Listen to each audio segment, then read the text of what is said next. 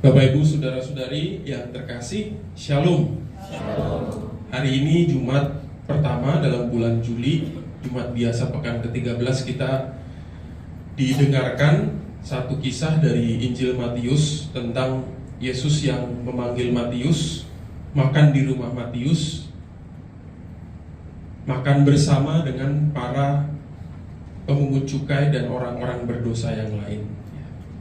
Waktu saya merenungkan Injil ini, muncul dalam pikiran saya, ini pengarang Injil Matius punya pikiran apa yang mau dia sampaikan terhadap situasi zaman itu, sehingga dia memasukkan kisah ini di dalam Injilnya. Apa yang terjadi pada saat itu ketika dia harus memasukkan kisah ini? Ya, saya rasa Anda pasti juga sudah tahu ya.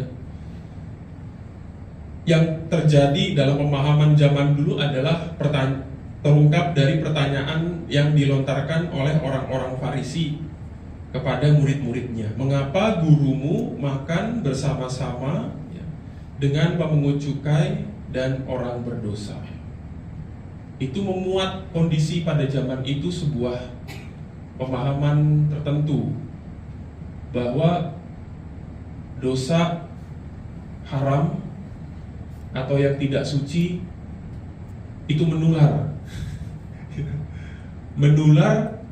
dan proses tertularnya itu otomatis gitu, seolah-olah kalau kita dekat menyentuh lalu kita ikut-ikutan berdosa, kita ikut-ikutan haram, kita ikut-ikutan tidak suci. Maka di banyak tempat di Injil Matius, di Injil Lukas juga mungkin kita ingat kisah tentang orang Samaria. Alasan mengapa Imam dan Lewi melewati orang yang terkapar itu ya karena itu, bersentuhan dengan orang yang luka, darah, atau bahkan jenazah nggak suci, merusak kesucianku, merusak ketampanan mungkin atau merusak apa gitu ya. Yaitu, jadi seolah-olah kalau yang kotor, yang tidak suci, yang haram, yang berdosa, dijauhi. Jangan didekatin, karena nanti kamu ikutan, otomatis tertular gitu. Nah itu pemahaman seperti itu. Maka kita bisa lihat misalnya pemahaman itu sudah dari zaman Abraham sudah ada. Kenapa Abraham meminta supaya cari istri dari bangsanya dia, bukan dari tempat di mana dia tinggal? Ya karena ada pemahaman itu, ya jangan sampai anaknya Ishak nikah dengan orang non bangsanya.